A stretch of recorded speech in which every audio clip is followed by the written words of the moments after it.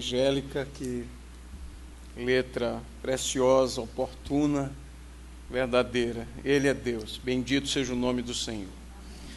Abra sua Bíblia comigo, querido. Segunda carta de Paulo aos Coríntios, ainda capítulo 7. Vamos concluir o 7º capítulo nessa noite.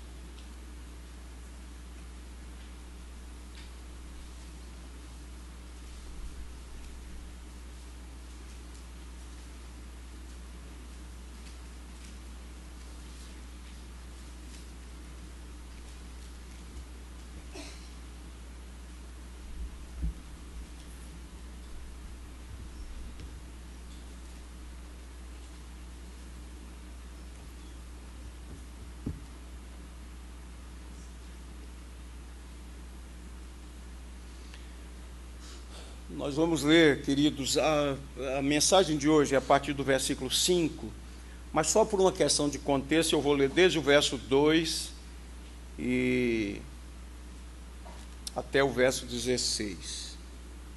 Já pregamos a respeito desses versículos de 2 a 4, mas só para a gente entender aqui o contexto. O apóstolo falando aos Coríntios, inspirado pelo Espírito Santo do Senhor, ele disse: acolhei-nos em vosso coração, a ninguém tratamos com injustiça, a ninguém corrompemos, a ninguém exploramos. Não falo para vos condenar, porque já tenho dito que estáis em nosso coração para juntos morrermos e vivermos. Muito grande é a minha franqueza para convosco, e muito me glorio por vossa causa.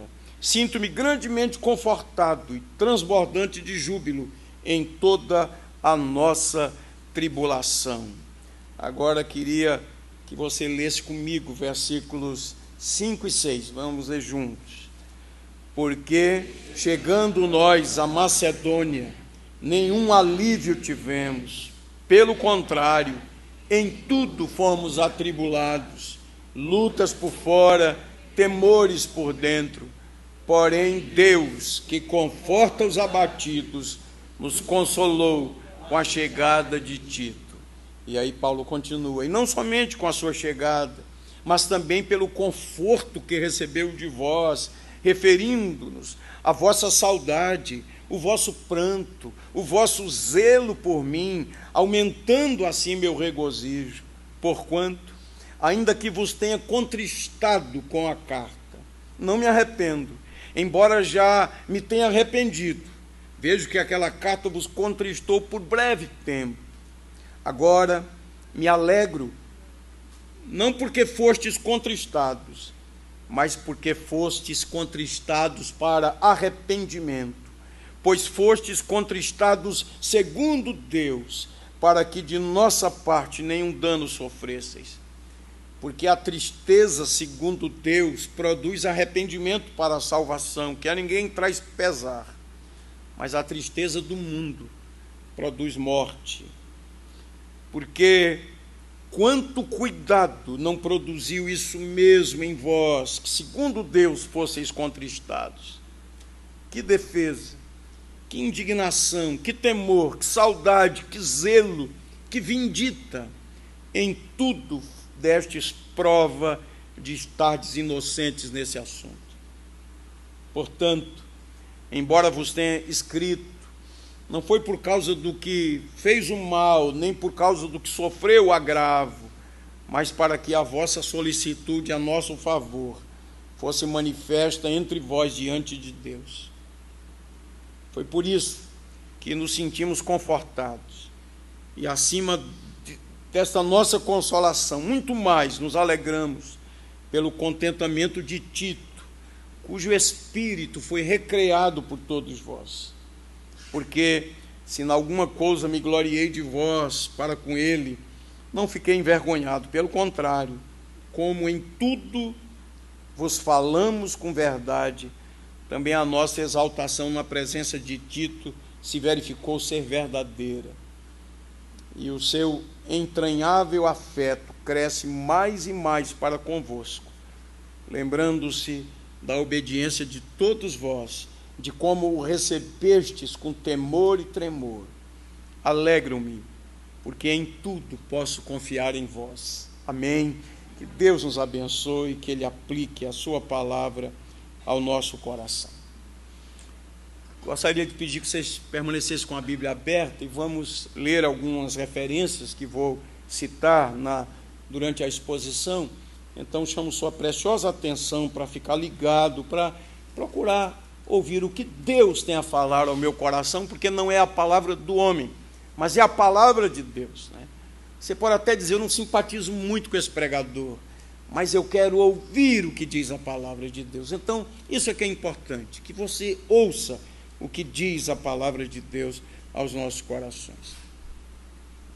Queria começar com uma citação do Salmo 94, verso 19, que diz: nos muitos cuidados que dentro de mim se multiplicam, as tuas consolações me alegram a alma.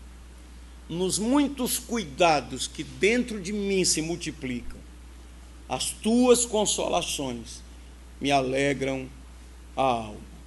Só para a gente entender aqui o contexto e eu localizá-los aqui, para que a gente entenda o porquê dessas palavras escritas, porque o Espírito de Deus dirigiu Paulo assim. Ele tinha viajado de Troade a Macedônia à procura de Tito, a quem ele havia enviado a Corinto. Vocês se lembram? Havia na igreja de Corinto pessoas que não gostavam de Paulo, e não apenas não gostavam dele, mas que procuravam desqualificá-lo. Não reconheciam sua autoridade apostólica, não valorizavam o seu caráter santo, colocavam em dúvida a sua integridade. E havia um grupo crescente, certamente alguém começou esse movimento e isso provocou um mal-estar muito grande, inclusive os próprios irmãos da igreja de Corinto, em princípio, começaram a levar a sério aquelas acusações contra Paulo. Você sabe que quando ele escreveu a primeira carta aos Coríntios e escreveu uma outra carta, os estudiosos dizem que foi perdida, e fragmentos dessa carta perdida encontram-se nessa segunda epístola. Ele escreveu para combater pecados que havia naquela igreja, divisão, falta de maturidade. Um membro da igreja vivia uma relação incestuosa com a sua madrasta e eles estavam permitindo aquilo. Irmãos tinham demandas e, em vez de resolverem as coisas internamente no seio da igreja, estavam indo à justiça comum, processando o irmão na fé. E Paulo diz: meus irmãos, o só haver demanda entre vós, isso já é derrota. Mas que vergonha! Será que vocês não têm quem resolva essas questões aí? Alguém vai à justiça contra o seu irmão?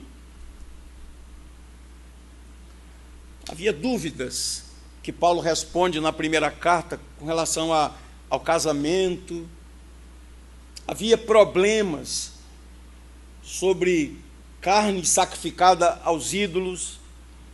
Alguns irmãos eram muito sensíveis, muito frágeis e estavam sendo escandalizados. E o apóstolo Paulo ensina um princípio: a nossa liberdade é limitada pelo amor. Eu não posso viver a vida cristã pensando assim, não estou nem aí para que os outros pensam. Não, a nossa liberdade é limitada pelo amor. Até mesmo uma coisa que considero lícita, eu devo abrir mão dela se, porventura, essa coisa estiver escandalizando o meu irmão. Havia problemas, uma celebração da Santa Ceia, a festa do amor tinha sido desvirtuada, havia uma segregação na igreja. A festa do amor era uma oportunidade de confraternização, como a gente faz hoje na igreja, assim, bem distante daquela realidade, quando a igreja é convocada assim, cada um vai levar um prato. Então toda a igreja levava um prato. Havia na igreja irmãos com melhores condições financeiras, mais abastados, então levavam pratos mais sofisticados. Outros estavam lá no aperto, levavam coisas mais simples. Sabe o que estava acontecendo na igreja de Corinto? Os abastados estavam comendo lá a sua comida sofisticada. Os mais simples ficaram lá num cantinho e Paulo diz, alguns ficavam até com fome. Outros exageravam no vinho, ficavam embriagados, e Paulo disse: quando vos reunis não para melhor, e sim para pior. Havia outros problemas em relação à questão dos dons espirituais. A igreja também estava segregando, colocando alguns dons como sendo os mais importantes. E o apóstolo Paulo ensina, Coríntios, primeira carta, capítulos 12, 13 e 14. Havia uma heresia entrando na igreja, colocando em dúvida a ressurreição dos mortos. E Paulo disse: se não há ressurreição de mortos, então Cristo não ressuscitou. E se Cristo não ressuscitou, é vã a vossa fé, é vã a nossa pregação. E ele dá uma série de instruções. E ele então escreveu uma carta severa, condenando aquela atitude desonesta da parte de alguns que tinham se infiltrado na igreja, estavam caluniando o apóstolo Paulo, estavam maculando a sua reputação. E então ele enviou Tito, seu companheiro, seu colaborador, um pastor. E ele então tinha marcado o encontro com Tito, e é exatamente isso que nós acabamos de ler agora. Então ele viajou de Troade a Macedônia para se encontrar com Tito, e querendo esperar notícias lá de Corinto. E o texto fala exatamente sobre isso. Quando ele se encontra com Tito, Tito trouxe notícias maravilhosas, as questões tinham sido resolvidas.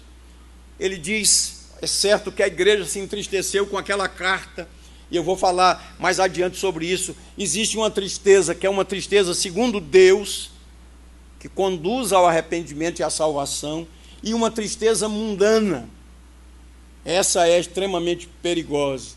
E eu queria então chamar a sua atenção, feito essas observações aqui nessa parte inicial, para que a gente se situe historicamente.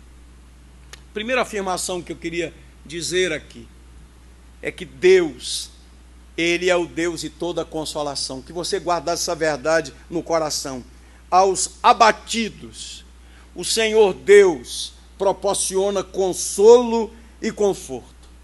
A palavra abatido, que é usada pelo apóstolo Paulo aqui, tem um sentido de alguém que foi atingido, não destruído, mas que foi atingido. E eu queria, então, em primeiro lugar, o primeiro ponto, eu enfatizo assim, porque eu sei que algumas pessoas anotam o esboço. Então, primeiro ponto aí que eu queria destacar é exatamente sobre a intensidade das tribulações do apóstolo Paulo. A intensidade de suas tribulações. Vejam as expressões que ele usa aqui: lutas por fora, temores por dentro. Certamente lutas por fora são uma referência à oposição que ele sofria da parte dos judeus, da parte dos gentios, da parte dos incrédulos e agora até da parte de alguns membros da igreja. E quando ele fala temores por dentro, sem dúvida nenhuma, nesse contexto, era a sua preocupação por Tito e pelos coríntios. Então vamos começar pensando aqui, lutas por fora. Queridos, como Paulo foi perseguido. Antes de ser convertido ao Senhor, ele foi um perseguidor da igreja. E quando ele foi convertido, o Senhor disse: ele verá, eu vou usar aqui a linguagem bem de hoje, né? Ele sentirá na pele o que significa perseguir. E como Paulo foi perseguido, as perseguições infringidas por inimigos do seu trabalho missionário. Incrédulos tentavam impedir a pregação do evangelho. Judeus procuravam destruí-lo em seu ministério, especialmente um grupo chamado judaizantes. Visitavam as igrejas gentílicas e procuravam desqualificar o apóstolo Paulo, inclusive dizendo que ele não tinha autoridade apostólica. A sua vida foi uma vida de lutas. Aí mesmo nessa carta, vá comigo para o capítulo 11 e vejam o que significa lutas por fora. Capítulo 11, verso 24. Olha o que significa isso na pele. 5 vezes recebi dos judeus uma quarentena de açoites menos um. Fui 3 vezes fustigado com varas, uma vez apedrejado.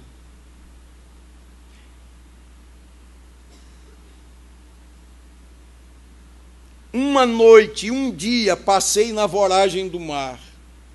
Antes ele diz, em naufrágio 3 vezes.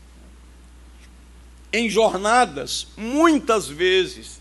Em perigos de rios, em perigos de salteadores, em perigos entre patrícios, em perigos entre gentios, em perigos na cidade, em perigos no deserto, em perigos no mar, em perigos entre falsos irmãos. É isso que ele está dizendo, lutas por fora e temores por dentro. Olhem no mesmo capítulo 11, versículos 28 e 29.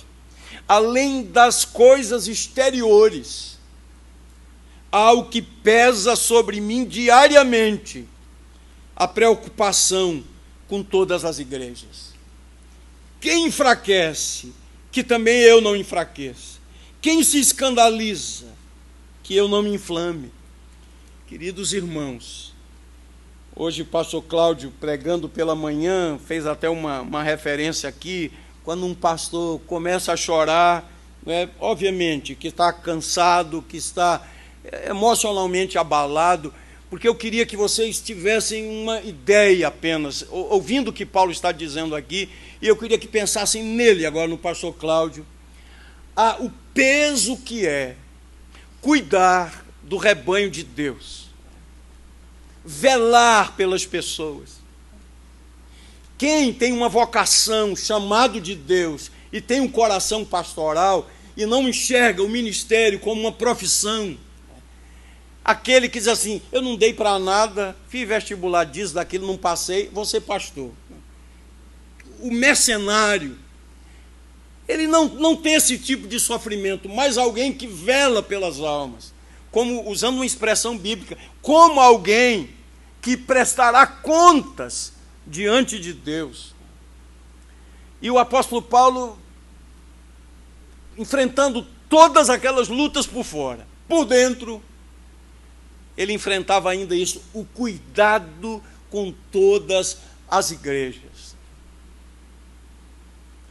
Capítulo 4 dessa epístola nos dá ideia também, versículos de 8 a 10. Em tudo somos atribulados, porém não angustiados, perplexos, porém não desanimados, perseguidos, porém não desamparados, abatidos, que é a palavra que ele usa aqui no capítulo 7, porém não destruídos, levando sempre no corpo o morrer de Jesus, para que também a sua vida se manifeste em nosso corpo. Então, primeiro ponto, para a gente ter uma ideia, a intensidade das tribulações que sobrevieram ao apóstolo Paulo, lutas por fora, temores por dentro, perseguições, quantas acusações ele recebeu. Por exemplo, quando pregou o evangelho em Tessalônica, os inimigos disseram, Paulo não está interessado em anunciar uma mensagem, na verdade ele está interessado não em vocês, mas nas coisas de vocês. E o apóstolo, quando escreveu aos Tessalonicenses, disse, vocês sabem muito bem que quando estivemos aí desde a primeira vez, nós não fomos com as mãos vazias. Ele está dizendo, nós não fomos aí para tirar nada de vocês, nós trabalhamos com as próprias mãos para suprir, inclusive, aqueles que estavam conosco. Então, na verdade, queridos, há uma diferença entre um pastor de ovelhas e um mercenário, entre alguém que tem um chamado de Deus, uma vocação de Deus, inclusive resiste, como Moisés resistiu, como Josué resistiu, como Jeremias resistiu. Eu não passo de uma criança, como o profeta Isaías resistiu, ainda quando o Senhor, tendo chamado, disse, eles não ouvirão a sua pregação. Como a gente precisa resgatar o ministério pastoral. E como a gente precisa resgatar algo que acontece sempre que alguém professa a fé. Às vezes a gente presta atenção nas perguntas. Você crê nas Escrituras? Você crê num Deus triuno? Você confessa que é pecador? Você tal. Mas há uma pergunta que é feita e às vezes não se leva em conta. Você promete obedecer às autoridades constituídas por Deus na igreja, enquanto essas autoridades forem fiéis às Escrituras? E aí, invariavelmente, alguém diz sim, porque se disser não, nem vai ser batizado, não é verdade? Mas a pessoa diz sim. Mas no primeiro momento, quando a autoridade se coloca na posição de autoridade, uma autoridade recebida por Deus, porque tem autoridade alguém que está sob a autoridade. Então, diante da palavra, com autoridade, com vida, com fundamento nas Escrituras Sagradas, às vezes alguém é admoestado e se rebela e não aceita.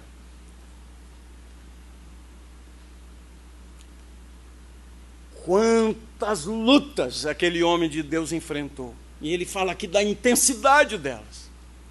Mas o segundo ponto, e graças a Deus, pastor Cláudio, irmãos, o segundo ponto é que o consolo é uma obra divina. Deus que conforta os abatidos, é o que diz aqui o verso 5. O verso 6, Deus que conforta os abatidos, nos consolou com a chegada de Tito. É muito bom saber que o Senhor Deus, Ele mesmo, Ele é o consolador por excelência, Ele é o principal consolador. Ele é o consolador que vê nossas debilidades e vem em nosso socorro. E Ele usa instrumentos, Ele usa pessoas, mas também Deus nos consola através de ações que às vezes nem percebemos, mas Ele está agindo. Pois o Senhor trabalha enquanto dormimos, o Senhor trabalha em secreto. Às vezes, sua ação é quase imperceptível, mas ela é verdadeira. E é interessante que Paulo diz isso, falando da intensidade das tribulações, lutas por fora, temores por dentro, mas Deus, que conforta os abatidos, nos consolou. E eu estava pensando aqui em alguns personagens da Bíblia que experimentaram essa consolação de Deus. Por exemplo, o profeta Daniel, quando estava numa luta e angustiado, esperando uma resposta de Deus, e humanamente falando, a resposta estava demorando. Você lê em Daniel capítulo 10, 16 a 19, e o texto diz que Deus mandou um anjo consolador para dizer a ele: Daniel, desde o primeiro dia, quando você empreendeu essa luta em oração, desde o primeiro dia, você foi ouvido. Mas havia uma luta no reino espiritual, mas Daniel foi consolado. Elias, o tesbita, recebeu de Deus um anjo quando Elias desejou morrer no deserto. Lembram-se que ele é uma coisa até irônica. Elias fugiu de Jezabel, que queria matá-lo, e em sua fuga ele pediu a morte. Olha que coisa. E o Senhor mandou um anjo, e Elias foi alimentado. E depois o Senhor mandou um discípulo, Eliseu, que não se apartava dele, mesmo quando Elias mandava que ele se apartasse. Ele ficou lá ao lado dele, instrumento de Deus, Eliseu. Josué, nós lemos em Josué capítulo 5 que ele recebeu o príncipe do exército do Senhor para o livrar dos seus inimigos, né, antes da destruição da cidade de Jericó. Gideão, que foi um dos juízes, quando perseguido pelos midianitas, foi fortalecido para lutar a guerra do Senhor. E o texto de Juízes, capítulo 6, diz que ele foi fortalecido pelo anjo do Senhor. Poderíamos dar outros exemplos, mas eu queria falar do nosso Senhor Jesus, que era plenamente Deus, mas em sua plena humanidade, quando estava no Getsêmani, orando, ele pediu a companhia dos discípulos: fiquem aqui, vigiem comigo. E ele foi mais adiante. Lucas, como médico, faz uma observação que ele, naquela luta, o seu suor pingava como gotas de sangue. não está dizendo o texto que pingavam gotas de sangue, não. O seu suor pingava como gotas de sangue, uma luta. E ele disse aos discípulos: a minha alma está profundamente triste até a morte. Fiquem aqui, vigiem comigo. E você sabe o que aconteceu, os discípulos estavam dormindo. E lemos em Lucas 22, 43, que Jesus recebeu a visita de um anjo consolador ali no Monte das Oliveiras. Deus Consolador. O Espírito Santo é o Consolador. Nós conhecemos a palavra Parácletos, alguém que é chamado para ficar ao lado e ajudar. E o Senhor Jesus prometeu um outro Consolador, que viria da parte do Pai, da parte do Filho. E quando ele usa essa expressão, um outro Consolador, ele está dizendo um outro da mesma natureza.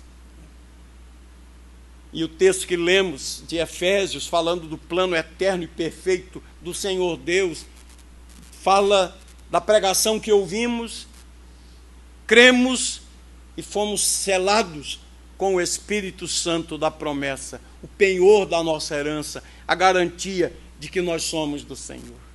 Mas eu queria lhe lembrar também que Deus usa pessoas para consolar os seus servos. E Paulo está dizendo, Deus é o Consolador, é Ele quem consola, é o Consolador por excelência. Mas naquela ocasião, Paulo diz, Ele nos consolou com a chegada de Tito. Estava lendo vários textos sobre Tito.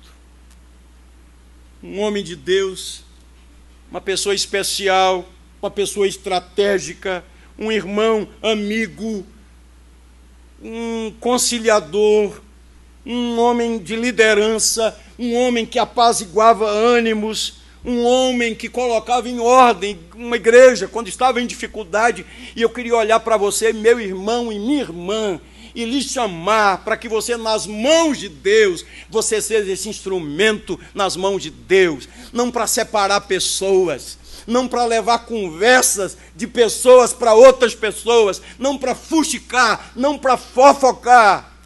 Está entendendo o que estou dizendo? Não levar adiante aquela expressão maligna. Você sabe o que está acontecendo?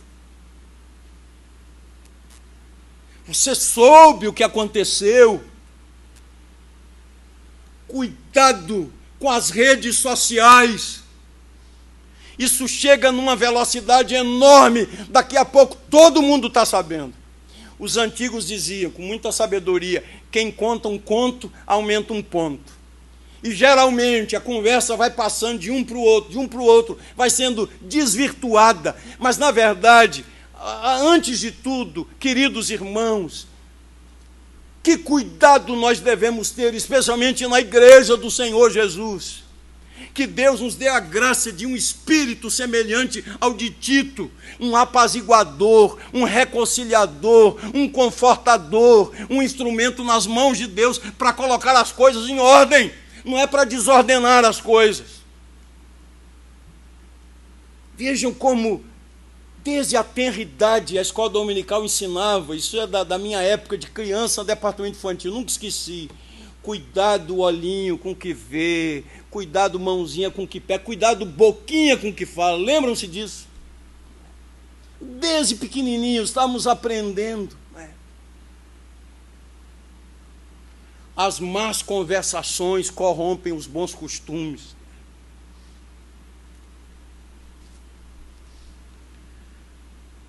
Quem sabe deveríamos orar hoje, Senhor, levanta-me como um apaziguador de ânimos, e não como alguém que faz aquilo que é abominável perante os teus olhos, aquele que separa irmãos. Se você olhar para a carta que Paulo escreveu a Tito, lá no 1º capítulo, carta pastoral, ele fala de Tito como seu verdadeiro filho, segundo a fé comum, graça e paz da parte de Deus Pai e de Cristo Jesus, nosso Salvador. Por esta causa te deixei em Creta, para que pusesses em ordem as coisas restantes, bem como em cada cidade constituísses presbíteros, conforme te prescrevi. E aí ele fala das virtudes desses presbíteros. Eu queria dizer com você, com base na Bíblia, falando de Tito, esse que foi instrumento de Deus para confortar o coração de Paulo, as virtudes vão desde um caráter ilibado até a ética cristã reconhecida e respeitada na igreja. Na nossa carta aqui, segundo aos Coríntios, capítulo 8, versos 23 e 24, quanto a Tito, é meu companheiro e cooperador convosco. Quanto a nossos irmãos, são mensageiros das igrejas e glória de Cristo. Manifestai, pois, perante as igrejas a prova do vosso amor e da nossa exultação a vosso respeito na presença destes homens. Se você olhar desde o verso 16 do capítulo 8, Paulo fala aqui sobre um novo encargo dado a Tito, mas graças a Deus que pôs no coração de Tito a mesma solicitude por amor de vós, porque atendeu ao nosso apelo e, mostrando-se mais cuidadoso, partiu voluntariamente para vós outros. E com ele enviamos o irmão cujo louvor no Evangelho está espalhado por todas as igrejas. Olha que coisa linda, uma pessoa que tinha esse reconhecimento das igrejas. Um outro companheiro que foi com Tito. E não só isto, mas foi também eleito pelas igrejas para ser o nosso companheiro no desempenho desta graça ministrada por nós, para a glória do próprio Senhor e para mostrar a nossa boa vontade, evitando assim que alguém nos acuse em face dessa generosa dádiva administrada por nós.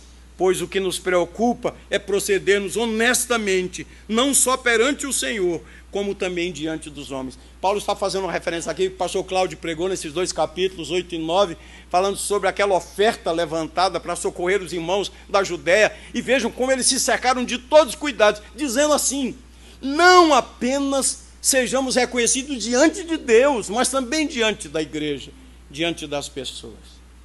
Tito era uma pessoa assim, queridos irmãos, para a glória de Deus. Um homem a quem importava servir. E não apenas servir, mas servir bem, fazer o melhor com excelência. Como disse o pastor John Stott, amor é mais serviço do que sentimento.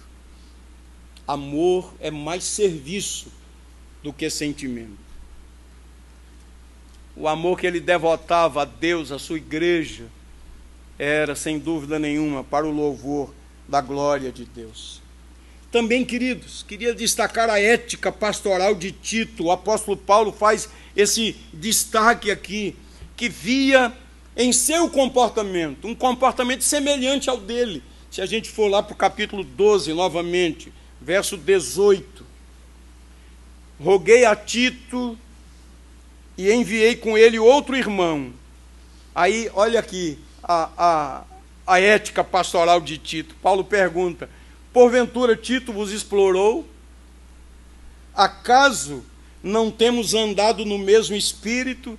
Não seguimos as mesmas pisadas? Paulo está dizendo, esse homem caminha em harmonia comigo, os princípios, os valores do reino. É esse tipo de gente, essa ética pastoral. E dentre as muitas qualidades de Tito que eu destaquei aqui, uma se sobressaía. Ele era um bom amigo, um consolador, alguém que estava sempre pronto a ajudar, levantar os ânimos, alegrar a alma, o que nos faz lembrar Provérbios 17 e 17. Em todo o tempo ama o amigo, e na angústia se faz o irmão. E se você olhar agora, segundo aos Coríntios 2, 12 e 13, aí ele faz uma referência aqui: ora, Quando chegamos a Troade para pregar o Evangelho de Cristo e uma porta se me abriu no Senhor, não tive, contudo, tranquilidade em meu espírito, porque não encontrei o meu irmão Tito. Por isso, despedindo-me deles, parti para a Macedônia.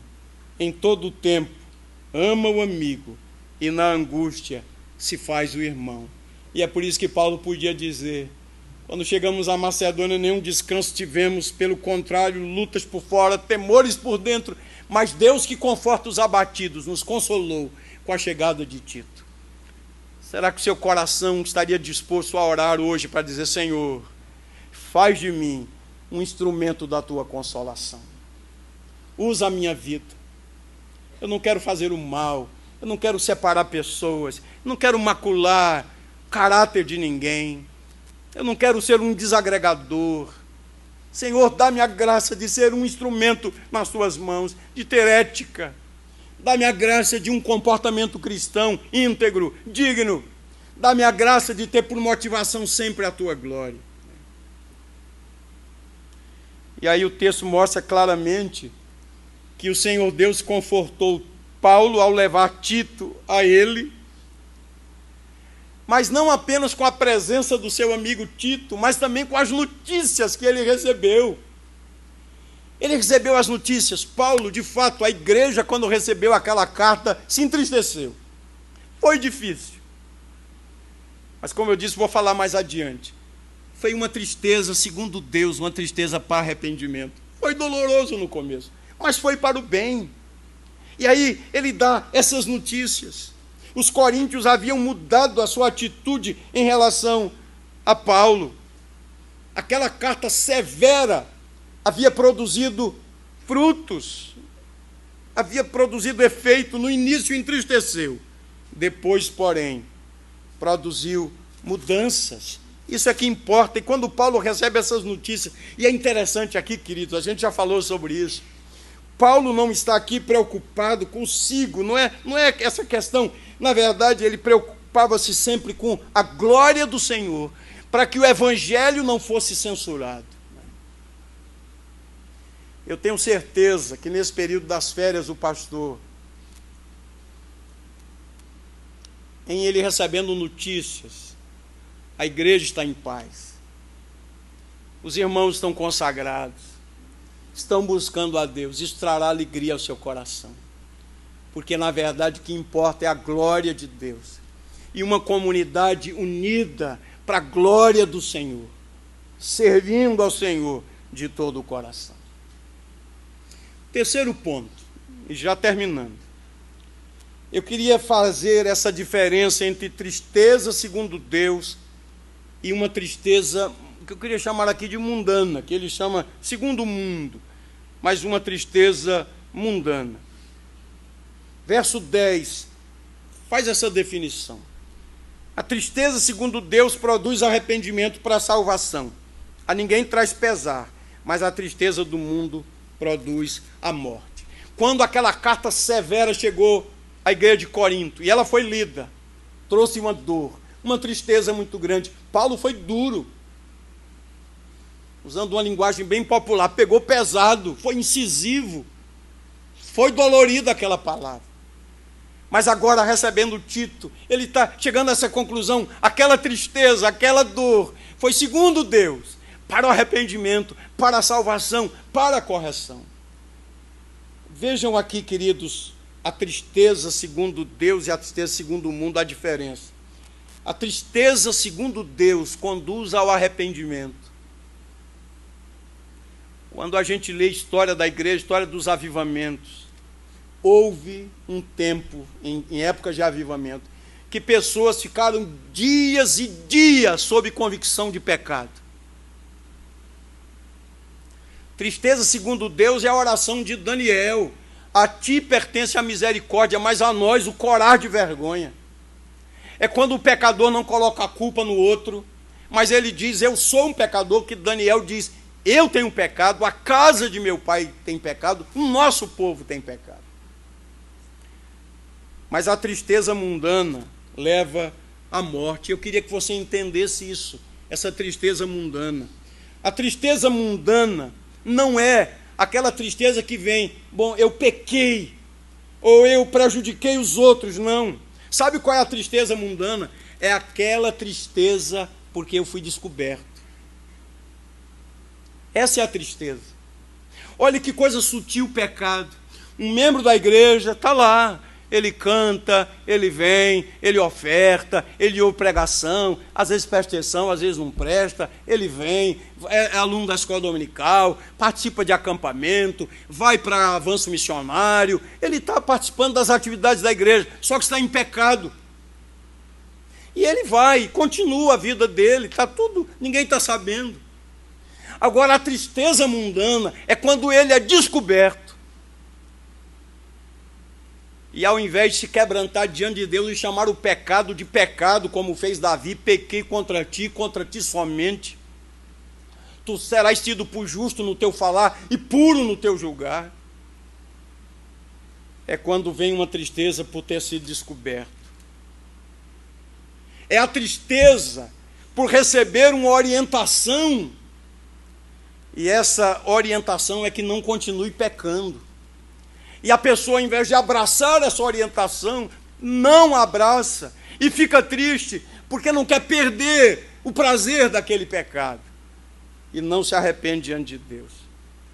Quer ver a diferença entre tristeza segundo Deus e tristeza mundana? A tristeza mundana produz ressentimento. Você olha um pecador quebrantado, arrependido, ele coloca a boca no pó, faz como Esdras: Senhor, eu tenho até vergonha de levantar os meus olhos perante o Senhor. Mas uma tristeza, segundo o mundo, deixa a pessoa ressentida, amargurada, deixa de falar com os outros, deixa de falar com a autoridade eclesiástica, mata essa pessoa no coração. É aquela tristeza por não poder agora mais ocultamente levar avante o pecado.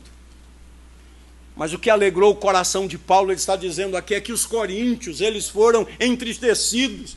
Paulo chega a dizer: houve um tempo quando eu até me arrependi de ter enviado aquela carta, até me arrependi, mas que bom que ela foi enviada, porque ela produziu quebrantamento. Olha o que diz aqui o verso 11: porque quanto cuidado vos produziu isso mesmo em vós, que segundo Deus fosses contristados. O objetivo tinha sido alcançado. Olha o verso 13. Foi por isso que nos sentimos confortados e acima dessa nossa consolação, muito mais nos alegramos pelo contentamento de Tito, cujo espírito foi recreado entre vocês. O objetivo foi alcançado. O pecado foi condenado, os pecadores se arrependeram, voltaram à comunhão. Aqueles que estavam sendo influenciados pelos inimigos, pensando mal de Paulo, procurando desqualificar Paulo, se arrependeram. E é interessante que Paulo tinha falado bem dos coríntios a Tito, e quando Tito chegou lá, constatou que isso era verdade. Eu queria ler esses dois versículos, 10 e 11, na versão NVI. Diz assim: a tristeza segundo Deus não produz remorso, mas sim arrependimento, que leva à salvação. E a tristeza segundo o mundo produz morte. Vejam o que essa tristeza segundo Deus produziu em vocês. E Paulo está dizendo agora aos coríntios: que dedicação, que desculpas, que indignação, que temor, que saudade, que preocupação, que desejo de ver a justiça feita. A palavra que aparece aqui na nossa tradução aqui, a palavra vindita. A ideia literal de um desagravo, uma punição legal, uma justiça feita. Essa é a ideia aqui. E o apóstolo está dizendo agora que os coríntios reconheceram isso. Que bênção, que alegria. Eles estão falando aqui de saudade agora. Deus seja louvado pela ação poderosa do Espírito de Deus. Em quarto lugar, queridos, Paulo fala aqui de 3 alegrias, que são 3 alegrias presentes nesse coração consolado. Primeira, a alegria da reconciliação. Você pode imaginar a dor do coração de Paulo vendo a igreja dividida, não reconhecendo sua autoridade apostólica, exigindo uma carta de recomendação, não andando segundo o temor do Senhor. Essa era a tristeza de Paulo. Não estavam glorificando a Deus. E agora, quando a igreja reconhece isso, a alegria da reconciliação, a ferida curada, a questão solucionada. E guarde bem isso que vou dizer agora, sobre essa questão de amargura. Quem alimenta a amargura está ferindo a si mesmo mais do que a qualquer outra pessoa. A amargura no coração faz adoecer. A amargura no coração escraviza.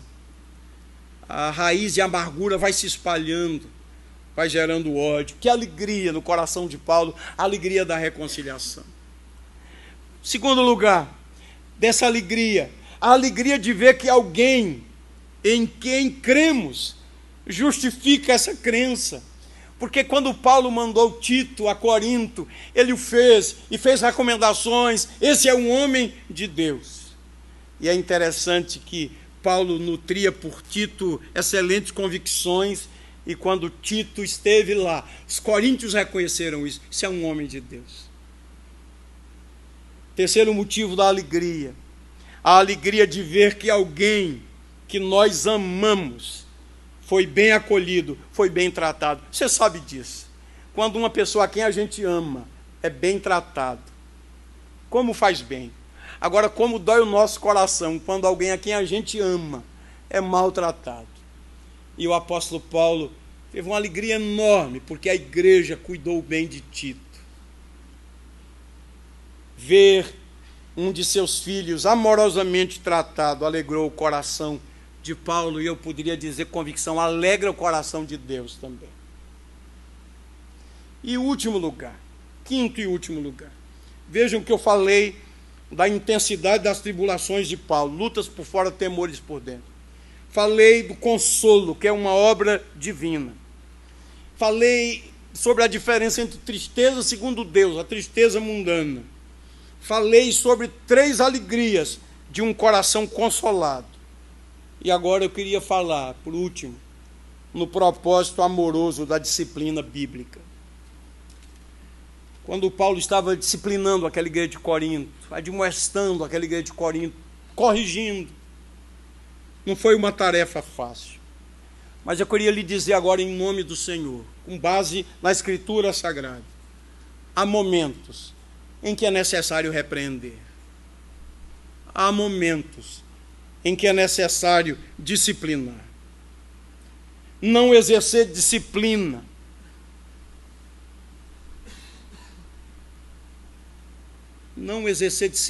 por temor de desagradar, no final acumulará problemas. A gente precisa ver a disciplina como sendo um instrumento não punitivo, mas um instrumento para correção. É essa a ideia da disciplina. A última coisa que Paulo desejava fazer era reprovar. Tanto que houve um momento quando ele disse: eu me arrependi de ter enviado aquela carta tão dura. A última coisa que ele queria. Porém, ele o fez, porque não havia outra coisa a fazer, a não ser disciplinar firmemente, duramente, por amor ao Senhor, por amor ao infrator, por amor à igreja do Senhor Jesus. Ele não sentia nenhum prazer ao infligir dor àqueles que estavam sendo disciplinados. Agora, é importante que a gente entenda isso que vou dizer agora. O único objetivo ao repreender é capacitar a pessoa a ser o que ela deve ser para a glória de Deus. Esse é o sentido da disciplina. Disciplinar, repreender, ser firme, para dizer: eu quero que você viva de acordo com a instrução da palavra de Deus. Eu gosto muito da palavra admoestação. A palavra admoestação significa convencer o outro usando a verdade da palavra de Deus. É um convencimento usando a palavra de Deus. O único objetivo deve ser esse.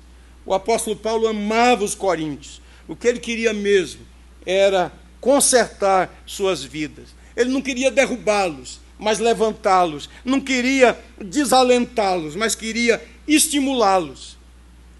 Ele não buscava simplesmente erradicar o mal, mas ele procurava fazer com que o bem crescesse no meio deles. Quando a gente fala sobre disciplina na igreja, é uma das coisas mais dolorosas do ministério. Mais dolorosa. Nenhum cristão verdadeiro que ama a Deus, que ama a sua palavra, disciplina alguém sentindo prazer. Não, é sempre doloroso. Sempre causa dor. Por isso que sempre deve ser feito à luz da presença de Deus, de acordo com a sua palavra, para a glória de Deus, para o bem do infrator, para o bem da igreja, para corrigir o rumo. Então, queridos, que a gente trate esses assuntos com temor e tremor.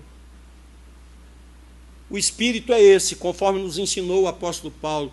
O que ele queria não era lançar uma série de desaforos, atingir a igreja de Corinto, não. O que ele queria é que a igreja fosse corrigida, que não apenas erradicasse o mal, mas promovesse o bem, e tudo isso para a glória de Deus. Que o Senhor aplique a sua palavra ao nosso coração. São tantas informações, são tantas verdades, eu espero que alguma das verdades atinja seu coração, em uma de suas necessidades. Quem sabe hoje você está precisando de consolo, de conforto, e o nosso Deus é o Pai de misericórdias e é o Deus de toda consolação. É aquele que nos conforta em nossa tribulação. Se você está enfrentando lutas por fora, temores por dentro, você tenha certeza do consolo do Senhor. Que a tristeza nossa sempre seja uma tristeza segundo Deus, visando ao arrependimento, à salvação, à libertação. Que a gente seja instrumento de Deus para produzir alegria no seio da igreja do Senhor. E que quando a igreja tiver de disciplinar alguém, que o faça no espírito das Escrituras Sagradas. Sempre para corrigir, sempre para restaurar, sempre para levantar, sempre para abençoar, para que Deus seja glorificado. Amém. Vamos curvar a cabeça, vamos passar um tempo em oração, após o que o pastor Cláudio fará uma oração em favor da igreja. Depois nós vamos cantar o hino, fala do amor eterno de Deus, e depois desse hino, vamos cantar em pé. Pastor Eudes Coelho, reverendo Eudes Coelho virá aqui impetrar a bênção apostólica. Vamos orar ao Senhor.